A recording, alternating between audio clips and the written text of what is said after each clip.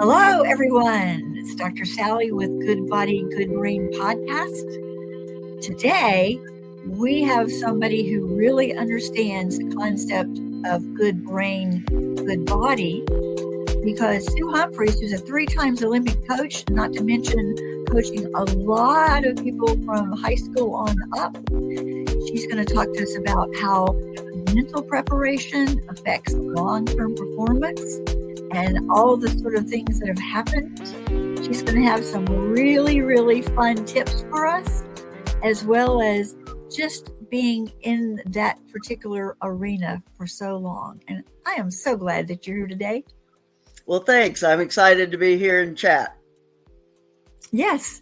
So, and when you picked this topic, I thought, wow, what a great topic to be thinking about and we've talked about those studies in the past of like just thinking about doing that basketball and putting it into the hoop, because basketball is my game.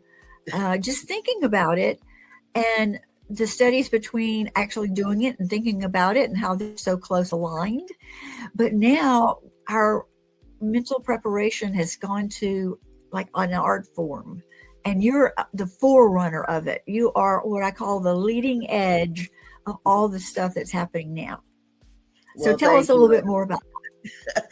It's, we, as fans, we watch and we see everything on TV or in person and all the great physical acts and ooh and ah, but we don't realize the amount of mental preparation and training that went on behind the scenes that took place in practice, many years of practice, or just that final pep talk with you and the coach or you and yourself. And nowadays, the mental preparation and training is talked about so much more. And it's not like it suddenly happened. It's been going on. It's just we didn't talk about it. Mental health was not a topic that we were comfortable in sharing as a society.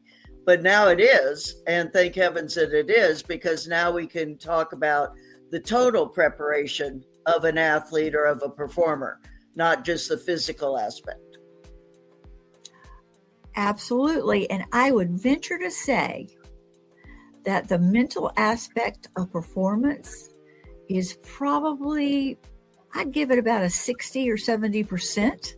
You have to have 80 to 85. Yeah, I was going to say that, but I didn't want to like overstep because that's not my game. But you can have like all the great, quick acting tendons, you can have the great gifts within, but if you don't believe, you don't win. That's very true. I mean, sometimes the athletes will, depending on their personality and so forth, as to sharing that, well, I did this all myself and, it's all me. But deep down, and they know that they did have to think through it some. And then, it's very rare that you just go out and perform at a gold medal performance. And gold medal doesn't always mean an Olympic athlete. It could be somebody trying out for the school play and getting the lead role. It could be a musician trying out for the orchestra. It's performers at all level.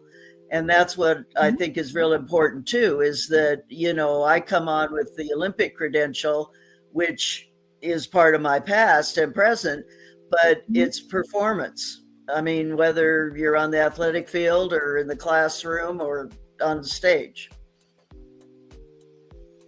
Yes, and it permeates everything from people, like I watch those little guys on the spelling bees. Right. You have to have a clear mind. You have to figure out a way to put aside all that anxiety that clouds your mind so that you can come up with the right answer at the right time. Very much and that's so. Mental preparation. Yes. Exactly. Just mental rehearsal, playing it over and over in your mind, and even with visualizing ahead of time what it's going to be like and what it's going to potentially feel like or look like, depending on how deep you go into it. You can create it in your mind, and research has shown that sometimes the brain doesn't always know reality versus fiction. And so you can kind of convince yourself and convince the brain that this is really happening. And so you're setting your mind up for when it actually does occur in real time, the brain knows how to react. And so that's what we've been working with our athletes on. Yes, and you hit on a subject that's dear to my heart, neuroscience, because I'm basically geeky. I just want to know all the research and the data, and the more data I can get a hands on, like the better I am. And so I have different kinds of clients. I have clients that are business clients and clients that are having trouble talking to their spouse about some issue. It can be any number of things. But when we do rehearsals, they go, oh, okay. I didn't think about it in that kind of way. And that little shift, like it's not so much the person, it's a personality. That little shift can allow you to be more accepting of both yourself, because if you don't have it for yourself, it's really hard to have it for the other person. Oh, yes, yes. I mean, yeah, because you've got to have that internal, acceptance, like you say, of yourself, of the situation, your part in it, and, what part you play. And sometimes that's very hard for a young performer to accept or to put into the play. But that's where the repetition and the practice come in. Again, physical and mental, it's not equal necessarily, but like we're saying, 80-85% is what the research is showing us. And yet I dare say that many of us, myself included, always used 80% of our time with an athlete training mental performance. So it's an area that's, very neglected and can definitely be utilized better. Yes. And when I'm using a performance model in, like, say, the business, it's so interesting, particularly with women. And that's why, like, you're a pioneer, you're a trailblazer because of your gender. Right.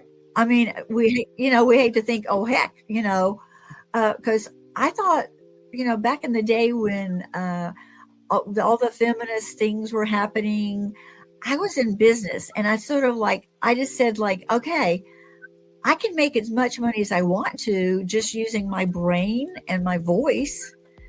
And I didn't really think so much about other people who are being kind of shut down by it being in a field that was so masculine. But I'm sure there's been times when you actually had to prove yourself, even though you got the full cred. Definitely. I mean, when I first started, I was not only the only female in the room, I was young, meaning in my early to mid 20s.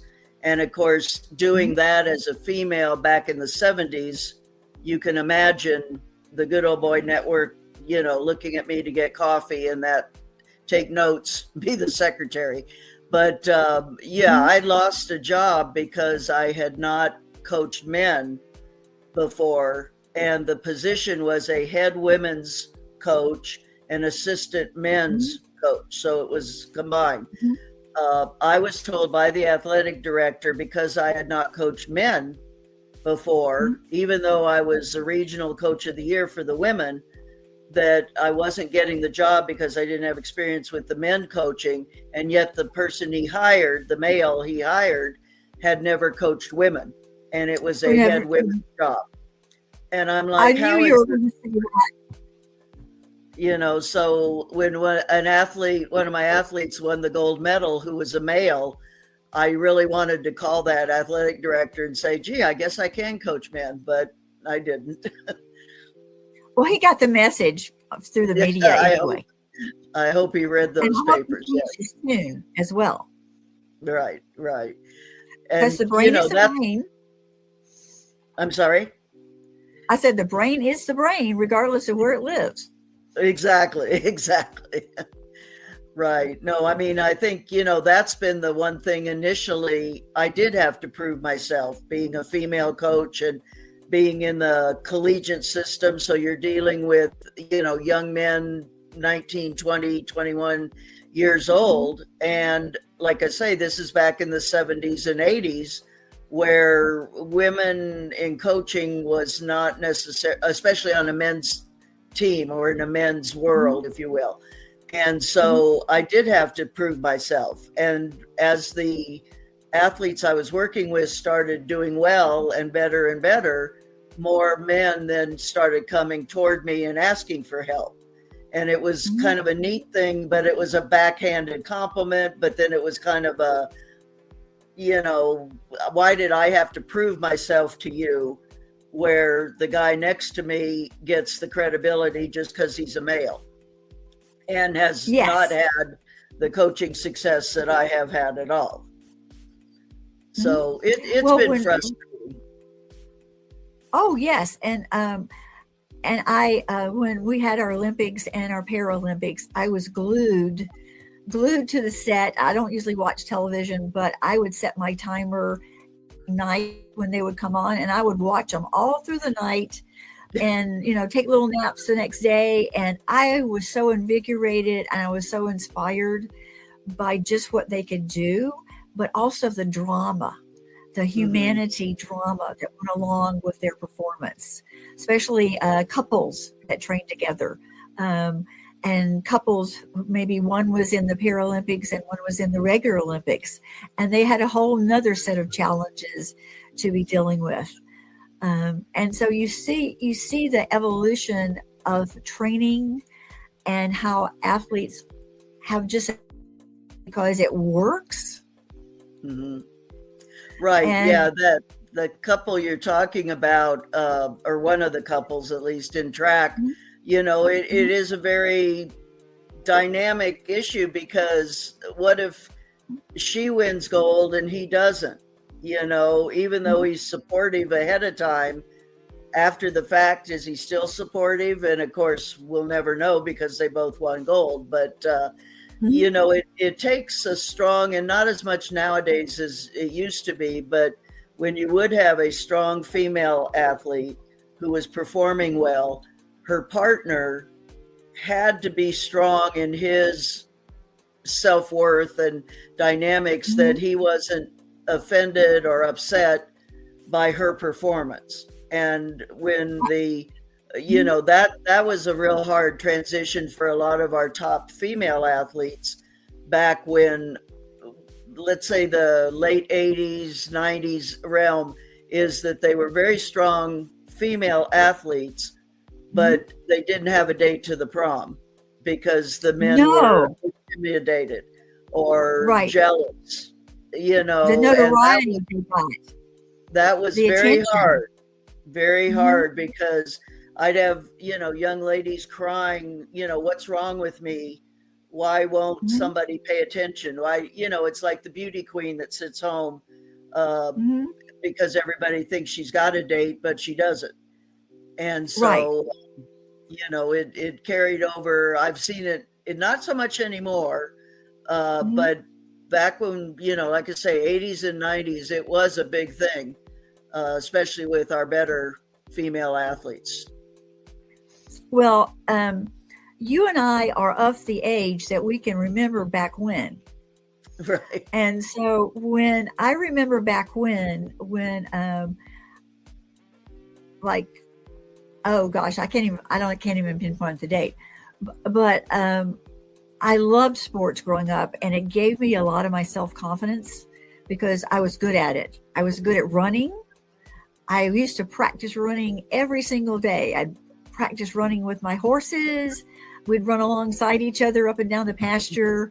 And then as I got older, I went more into tennis and also to basketball, because my dad had played those sports in college, and it just was a natural thing, being the firstborn boy. Right. I didn't know I was a girl until I was about 13. I grew up as a boy, dad's first, and Me he too. thought only because he'd gone off to the war, right, and came back, and here I was.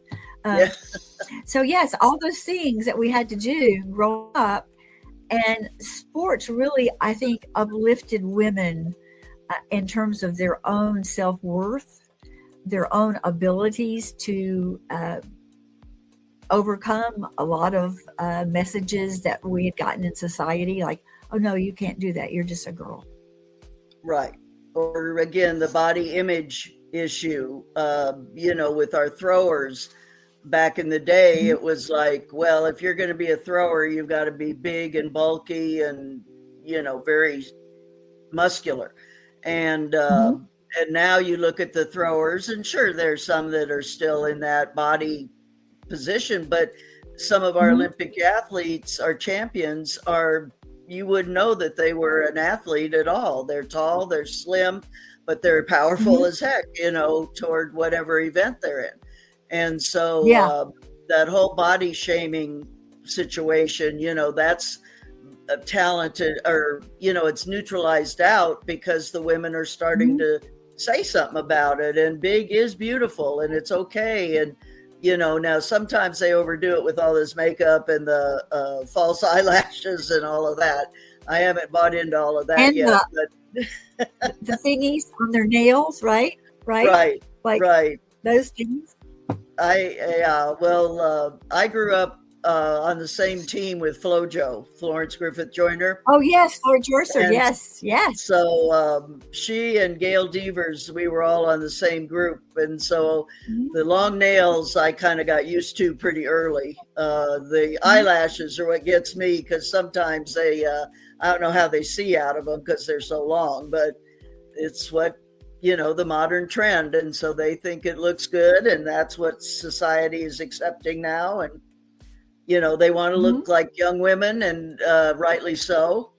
So I mean, they like we joke about, you clean up well, about that on the track and off the track, they they're very attractive athletes, and because they and then that makes money for them, because then they got commercials and they've got the skincare products and et cetera. Yeah. Yes. And when I was going back in my little adventure back in the day, when I think about what it took for somebody like Wilma Rudolph to get where she got and to be the champion that she was, what a tough, resilient person she had to become that athlete. Very much so. I think the other thing that Coach Ed Temple, who was the coach of that team, the Tiger Bells from Tennessee State, he was like a father to those girls, or young ladies. They were in college, and he, was back in the 60s, and so that it was very, very strict. And of course, with the civil rights and everything else, that was a whole different world of things. But yeah, I mean, Wilma Rudolph had polio. She had a child out of wedlock. You look back in her history, and there's nothing saying Olympic champion there at all. But she had the foundation, the support within her family and the college team to maximize it, and she sure did. Yes, and gosh, she could run like the wind. Yes. I can remember probably like the very first time she actually really, really won a very big meet. Oh, okay. And yes, I can remember actually seeing it on television, black and white TV then. Right. I can see it.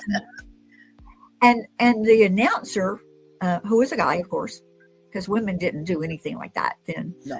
The announcer kept saying, "Oh my gosh, look," it's like he was like astounded. Oh my gosh, look, she's pulling ahead. She's going to win. She's going to win by so many links. Like, I can't even remember what they called it, like body links or whatever back then. Oh, look.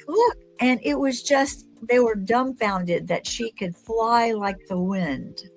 Right. I mean, she was very tall and thin and had a beautiful stride. And, exactly. You put her up against athletes even today, form-wise, and it's beautiful.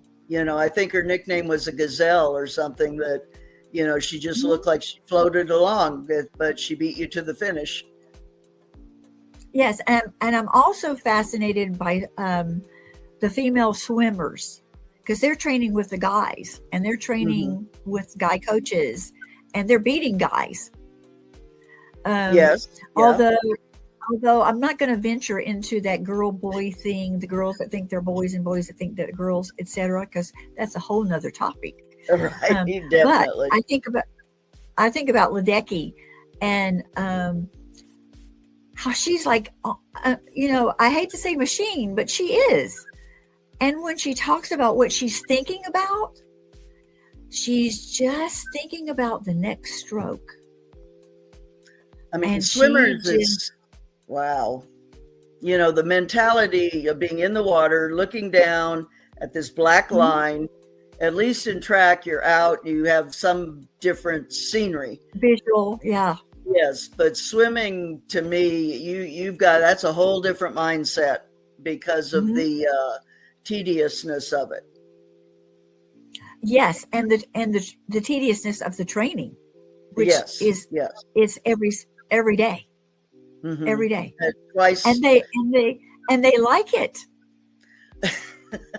Well, they say they do. We'll see later. They accept it. I mean, that's it. Like with gymnastics too, is, it's sometimes a 6-7 hour day. And it's like, well, how are you balanced and how are you getting the academics in if that's your age group? And, that's a rough life. Swimming and gymnastics, track is hard, but it's not as it doesn't take up your whole life, your whole day, the way, now it can as you get older, but the college scene and things like that, time management is very important, but at least you have a little more well-rounded background, I think, than some of the other sports. But again, it's whatever you like and whatever your talent leads you to. I want you to think about, think of a time when you met someone who was a pretty good athlete and they thought they were a pretty good athlete, and you started working with them, and then they were surprised about how good they actually became because of this. Well, I think the athlete that I remember usually that was so tough mentally was when he started out, it was a male, and he started out and he was already, talented and winning conference and a national title and so forth. But the atmosphere that we created, he post-collegiate, so he graduated out of the college system, and the mindset that he came with, or the mental expectation that he put on himself and then I picked up and kept going with it, we just assumed and accepted, you are going to be an Olympic champion. You are going to be a record holder. And these are the steps that it's going to take to do it. And were there setbacks? Sure.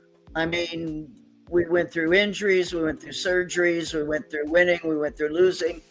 But when it came down to the crunch time, he was on the podium at the top.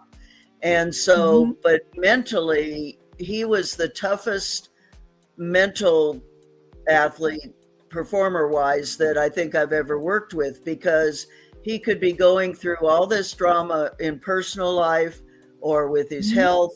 And yet when it came clutch time, he's like, don't worry about it. He's very low key and very, don't worry, we're going to have fun. Or, or we place bets on different things at practice.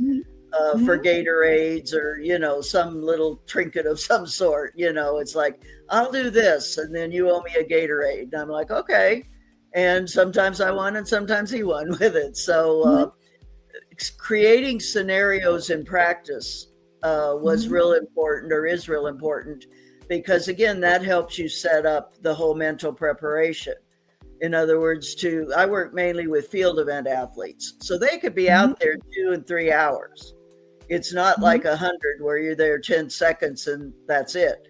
So you have time to think, which is good and bad, because you're out there and you can either create and build yourself up, or you can create and build yourself down as the hours accumulate.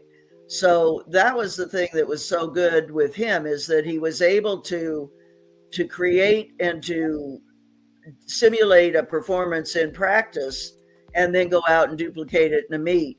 Sometimes you have athletes that are really good in practice, but they don't perform well in meet. Other times, or other people, they're good in meets and they don't practice well. So you just have to learn your athlete, or the performer, whatever field is in, because, we're all individuals, we're all humans, and that brings a whole nother dynamic to it, is that you have to treat, as a coach, I have to treat each of these individuals as such and learn them and get the trust and the confidence with them and them with me as to what works for you. What things can I say that motivate you? What things do I say that upset you? And, sometimes maybe you need the tough love kick in the rear type of a comment, and sometimes you don't, that'll be something to send them over the deep end. So, it's a very, coaching is not just X's and O's and, right.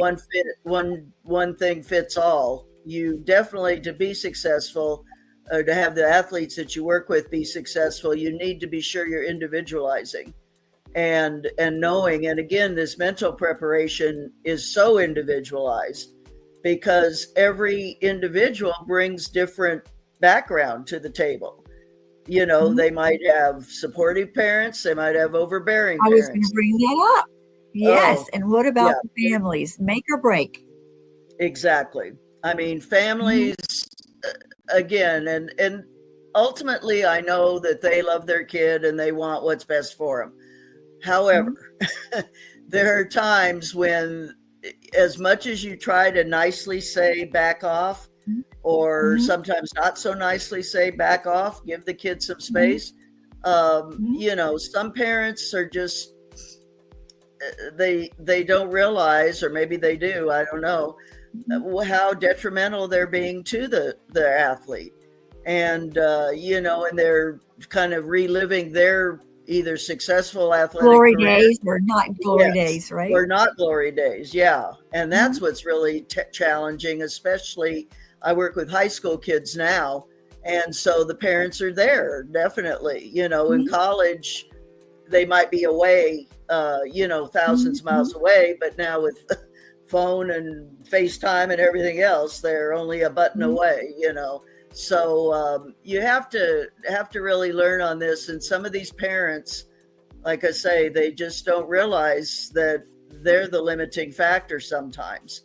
And they're making the stress and anxiety levels go up, which interferes with all the other processes that you're trying to put in place. Exactly. And, that's where and this is more like with the Olympic or the higher level performer who is usually older. And you'd think as a young adult, in their 20s or early 30s, they could tell their parents back off, or their spouse, hey, this is my job, I'm at work.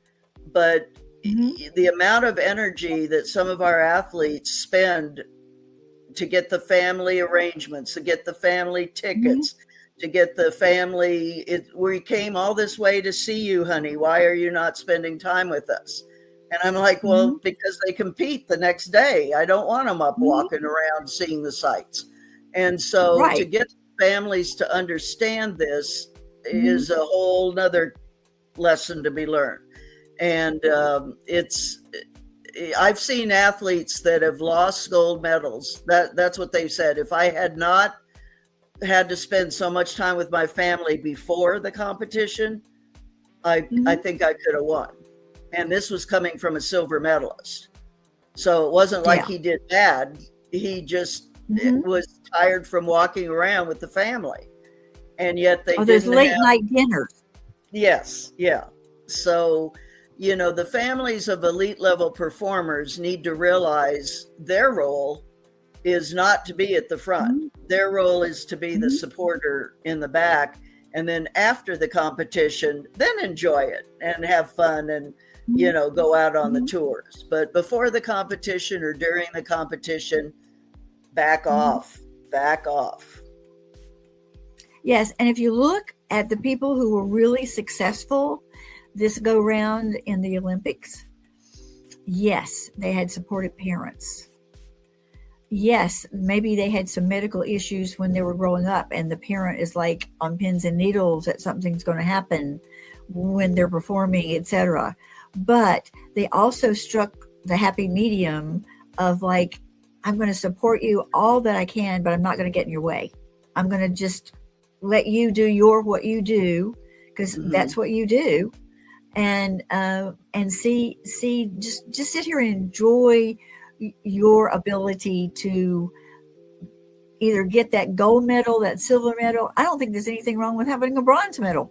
Heck, if you're a bronze medal winner at the Olympics, hey, you're still on the pedestal.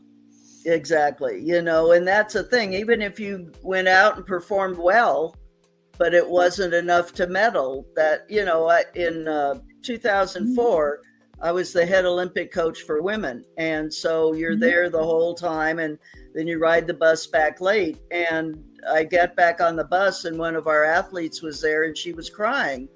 And I was like, why are you crying? You just finished fourth in the Olympic Games. In the world. And she was crying because she felt she'd let everybody down being fourth. And so my whole ride back to the Olympic Village was counseling her about that fourth isn't bad, because she jumped well. She had good performance, good result. It just wasn't on that day at that time. And then the sad thing later on is one of those athletes tested positive, and she could have or should have moved up. So that's what's unfortunate, is that, we get the whole drug issue involved, and that's another story with that. But, to think that you finished fourth in the world and were a failure, that to me is a bit much. That's rough. Yeah, that's a heartbreak on both sides, and just to be on that bus, holy cow, just to be riding on with all those other athletes, you've earned that. You've earned being on this bus, right? And be just like, take it all in. If the only thing you have to say at the end of the day is, did I do my best? Right. And when you look in the mirror, did you do the best that you could do, and do everything that you were in charge or control of? That's the other thing, is there's only so much we can control. And I think it was Eleanor Roosevelt or somebody who said, you can only control how you're going to react to situations. And so I think that's the biggest thing, is you can be as prepared as maximal performance, but you can't control other people. You can't control weather. You can't control just nature. It is what it is type of thing. You control how you react. And always remember that, because I think that it fits so appropriately through life, whether it's athletics or not. Yeah. Yes. And because you've coached high school folks, do you think that the high school folks you're coaching now are different than, say, like 10, 15 years ago?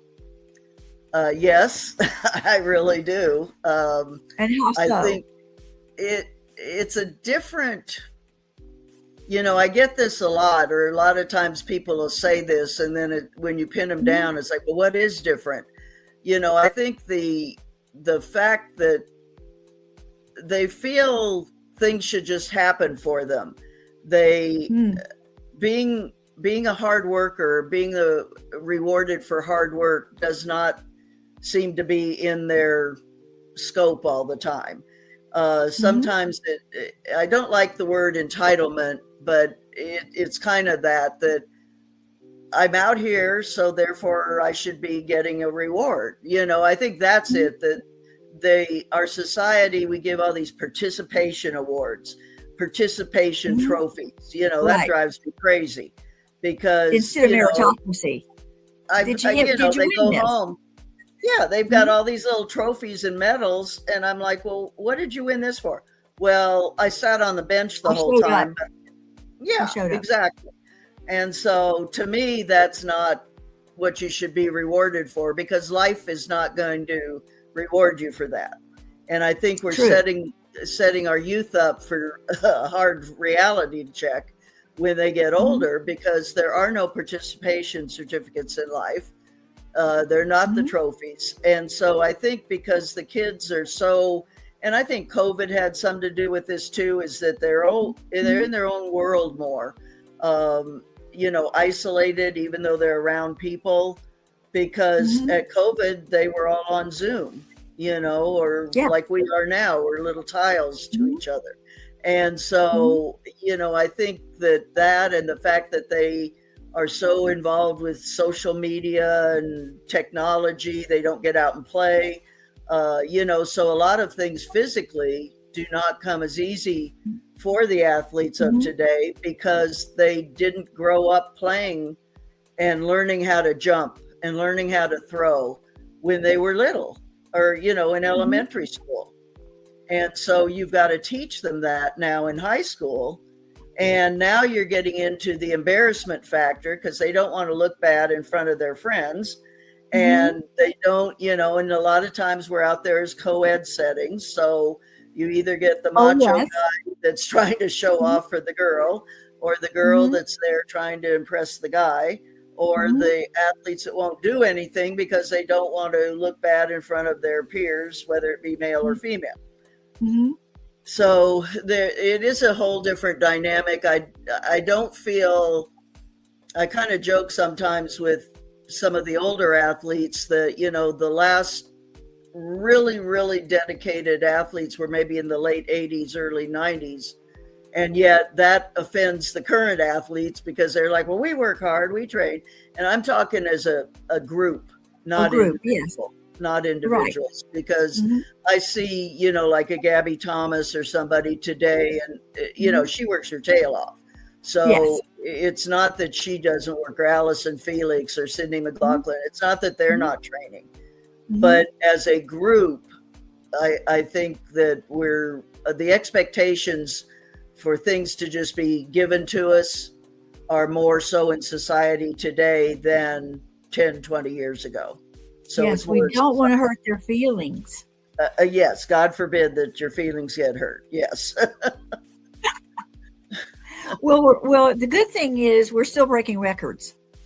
True. Which tells us either, I don't think we're creating a new human, but I think we are learning what the human needs to optimize performance.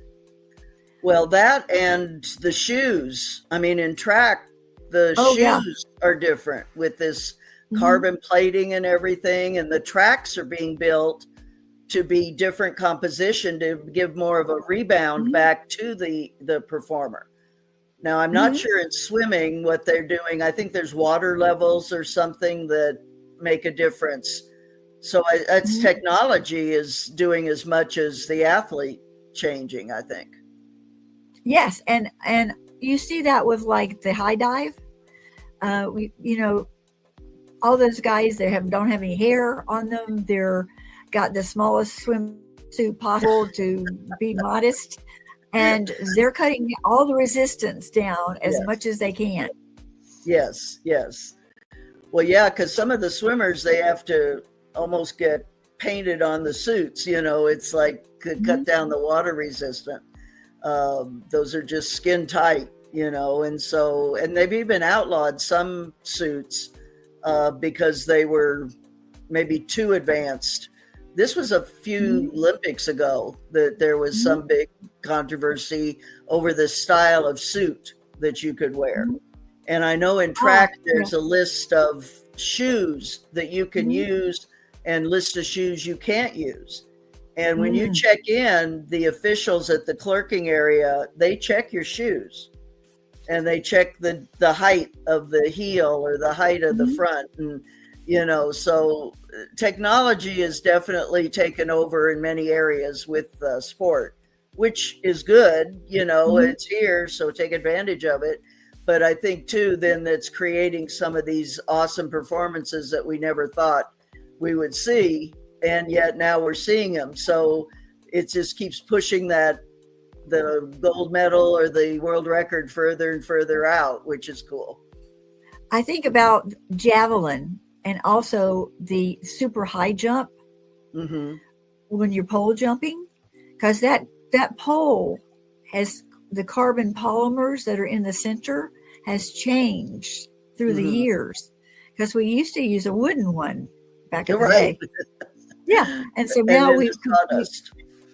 yes, and now we've changed that dynamic, and the athlete has that other advantage of knowing how to use that instrument and become an Mm-hmm. instrument as opposed to just a technique to get over. Of course, Oh technique is a yeah. lot, but And I mean, what Mondo Duplantis is doing in the pole vault is just so exciting because, mhm, and ironically, he is jumping now so high that the pole vault standards, the things that the side mhm. bars that the crossbar Yes, sit on, yes, they don't go high enough for him. So they're having to build new standards that go higher up for where when he's competing, they have to have these higher standards because he's out jumped the standard, if you will. yes. He's And out jumped the height of the pole yeah, yeah, that holds up the. holds up the crossbar. Yeah. Yes, yes, and that is so exciting because, like, to study him as an individual and to say, okay, is his body different? Does he have more high quick twitching muscles as opposed to long? What's his chemical makeup? Is there something about him as a physiological specimen that's created this, or is it that he has honed his technique, or is it the instrumentation that he's using? So there's like different pieces, and of course this. The mind, and I think it's a little of all of that. Again, sometimes the best predictor of athletic ability is who your parents are. And Oh yeah, so the genetics. genetics, Yes. his Mm-hmm. mother was a Olympic Swedish athlete. His father was a Mm-hmm. world-class pole vaulter. So he has Mm-hmm. all of the athletic genetics that he needed to be. And his family had him in the pole vault pit in the backyard. So he was vaulting from like age 6 up. So, Mm-hmm. he definitely had the experience and the number of repetitions. But, how many kids have that luxury of having a vault pit in the backyard? Not too many there. So, yeah, no, he's exciting. And from everything I can see, a nice guy, and parents are Mm-hmm. nice. So, he's got a really good support system. Of course, now we'll see, and this is what's interesting too in dealing with older athletes. Now that they're getting engaged and married, Mm-hmm. does that change? Because we had 3 of our elite men get engaged after the Olympics. Mondo was one, Noah Mm-hmm. Lyles one, and Mm-hmm. Ryan Krauser, the shot putter. Uh-huh. So now they've all been with their significant other for quite a while. Mm-hmm. So maybe that dynamic won't change at all, or maybe now does a piece of paper make a difference in your relationship and expectations and so forth? So hopefully not, because they're performing quite well without the ring on the finger. Right. Well, I think about Ryan, and I think about in my mind he's a Midwesterner, but I'm not sure if that's true. Is he from somewhere in the He's Midwest? Oregon. Okay, so he's from, and I don't know. There was a shot putter who was came from dairy farming, and so he'd always like been doing heavy work his Right, whole. right. Yeah, you just start lifting a calf and see how long you can lift it until it turns into a Exactly. cow, right? Right, right, So, right.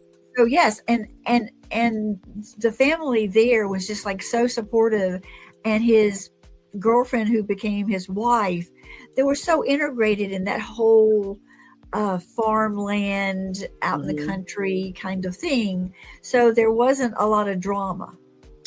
Well, it might be Christian Cantwell you're talking about, I because think I think so. he was a few years ago, but Yes. and again he married one of our elite female shot putters, Mhm. who definitely you wouldn't look at her and think she was, quote, the stereotypical shot putter. Their Mhm. son is like a giant and is one of the top football player, track thrower guys coming up through the high school ranks right now. So Mhm. that's going to be fun to see where he goes, because he's like 6'7", 6'8", and solid. I mean, he's unbelievable. But then the dad was big and solid. So, but like you say, they come from this Midwestern, just hard work background, Mhm. and Mhm. kind of low key, and that's the thing too in athletics, Mhm. is to sometimes the event or the sport that you're in, you have a personality that kind of fits that, like the Mhm. stereotypical, the sprinters are loud and kind of cocky, and that's normal Mhm. expectation. The distance runners are quieter, and yet Mhm. that doesn't fit for everybody. Throwers are Right. loud. Those are just stereotypes. But Mhm. there is a nice group of elite level athletes right now that are definitely good role models for our youngsters coming up, if they'll pay attention to it and Yes. watch. Now, I want to get back to our original topic and ask you a question about, we've talked about 80% preparation, affects our performance. How do you see that preparation translating into, say, the business world? I think when you go into a business presentation or Mhm. meeting or prepare a brief of some sort, Mhm. that's like you're going to a meet. That's like Yes. you're going to training, or Mhm. it's your preparation. It might be in the boardroom instead of on a track, but it's Mhm. still that same kind of presentation. Before I go out to speak, I do the visualization and the Mhm. confidence and the talking, Mhm. self talk and things like that. So it transfers right over. And that's why I Mhm. don't want people to think that this mental training is just for sports. It's Right. not. I mean, Mhm. it can be in business. It can be you're applying for a job. You can visualize your answers, or Mhm. practice with somebody to give them interview questions back and forth, because you have to be able to think on your feet. You Mhm. have to get the experience, and a lot of times that you can't study for that. You just have to practice. You just have to do it. You Mhm. just have to, be in those situations and to create those scenarios so that when it really happens, you're like, oh yeah, I've been here before. And like we were saying Yes. earlier, the brain doesn't really know the difference. So Mhm. it's like, oh, okay, well, you talked about that last week, so Mhm. talk about it again, and Mhm. so the visualization that transfers to the business world, just the self-confidence, motivation, goal setting, all of this, Mhm. it's not specific to athletics, not even Right. close. And a lot of the founders and the CEOs that I speak to have had some significant failures in their life. Oh yeah. Uh, Yeah. both financially, emotionally, marriages, relationship with children, etc. Hmm. And they have been able to overcome it and come back again even Right. better than they were before. And sometimes preparing for failure is also preparing for success. Oh, definitely. I think in many cases you learn more from failure than you do from success. Now, I'm not Mhm. saying that you want to always fail, but Mhm. it's unrealistic to think you're going to win everything. And if Mhm. you have been winning everything, beware, because it's going to happen. It's going to hit sooner or later where something then stumbles on your way. But Mhm. I've heard a lot of athletes say, I've learned more from losing than from winning every race or every event, Mhm. and so that's a pretty common thing. Now, of course, when you get into that situation where you go into a meeting thinking that you're going to get the job or get the project approved, and it doesn't, Mm-hmm. then that's where your coaching or your mental training comes in as to how you rebound from that. Do you Yeah. reflect back Yeah. right away? Do you Mm-hmm. do a tear down right away as to what went wrong? Do you wait 24 hours and, poor me for 24 hours and then talk about Mm-hmm. it? Again, everybody has a little different scenario, the same way with an athlete.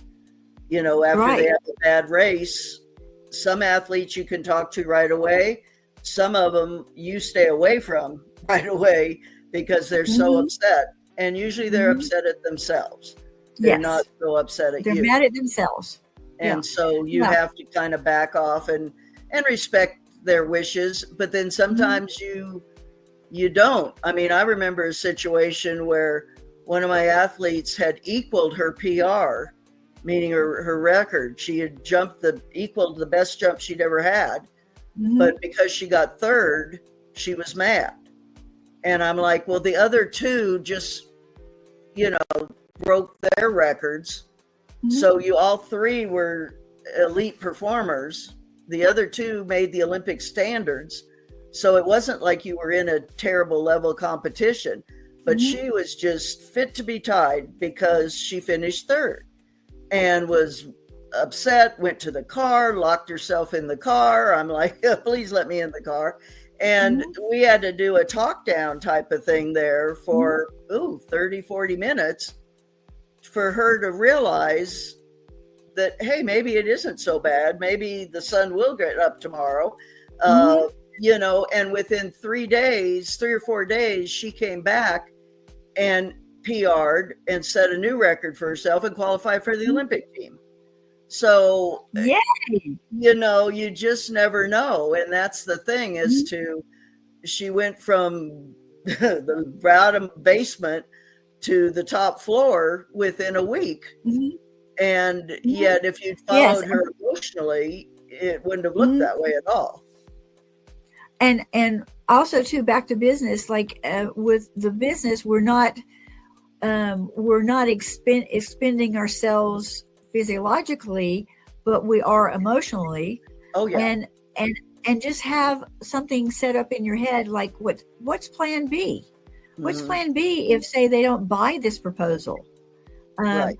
What can I do next to further my relationship with these people? Because it's the relationship that's the bottom line, especially exactly. You can say whether it's business, coaching, or whatever, it is the relationship, and more now with all the technology that we have around us. It's the connection, it's the relationship, it's the authenticity you have with another human being that really propels you into whatever your dedicated mission is. Yeah. I mean, that's it, is to always have, you don't want to assume things are going to go bad, but you want to be ready if and when they do, and to be able to rebound pretty quickly with that. So like you say, in the business world, to have, okay, you didn't like this plan, being able, and that's where I say, be able to think on your feet. How about this? Or how can we adapt this plan to what you'd like? Or, and to find out ahead of time, that's kind of your homework pre-meeting, is to find out what that customer wants. What is the customer looking for? The client, what are they looking for? And, I heard a thing where it's part of your job as a coach to help the client see what they need versus what they want. Because they might come in wanting a certain thing, but you, as the quote expert, know that they need to come at it a little different way. And so that's part of your job now, to show them what they really do need, or to encourage them to kind of look at it a little differently, because their wants might not be what's going to be in the best interest of their job or of their promotion or whatever it might be. Because there's lots of shiny objects flying around all over the place. Definitely. And when people think that a shiny object is going to save a program that's not built right in the first place, it's not going to happen. No. Foundation is so critical, and having a good, it's building a house. I mean, it's a simple analogy is to when you build a house, you don't start with the walls. You start with the foundation, with the floor, and then you build upon it and build the shiny objects up. But no, you've got to have that good base, whether it be in training or business or, again, whatever it might be, whatever field it fits that way. Yes, because now people think technology is the answer. No, it's part of the whole journey. But if you're selling, whether you're doing business to business, business to person, whatever it is, it's like knowing what that customer needs, wants, will fix that situation or whatever, and you have the solution for it. Somebody just said the other day, it was like so simplistic, and it's so true. The way you're successful in business is like someone has a problem and you have the solution. It's only two things. Yeah, that's all it is. I mean, that's the thing. And that's the part of where you've got to find out what their problem is, or they have to find out what their real problem is. And sometimes it's not what they perceive it to be. And that's where you've got to keep digging and digging to come to the realization. But they ultimately have to, admit what is needed. Yeah, and that happens too with your young athletes when they think, oh, if I only do this, then this will happen. But no, underneath that, I call it peeling the onion. Yes. You can look down, you can see core stuff in there. Let's take this other layer off and see what happens. Yes. Yeah. Oh, yeah. And that's your job. You're helping them peel that onion to get down to the essence and be the best possible thing they can be. And they know it. They know that. Yep. Yeah, exactly. Sue, this has been so delightful to talk to you. I have a feeling that you're normally an introvert. Is that true? Kind of, yes. Okay. Yes.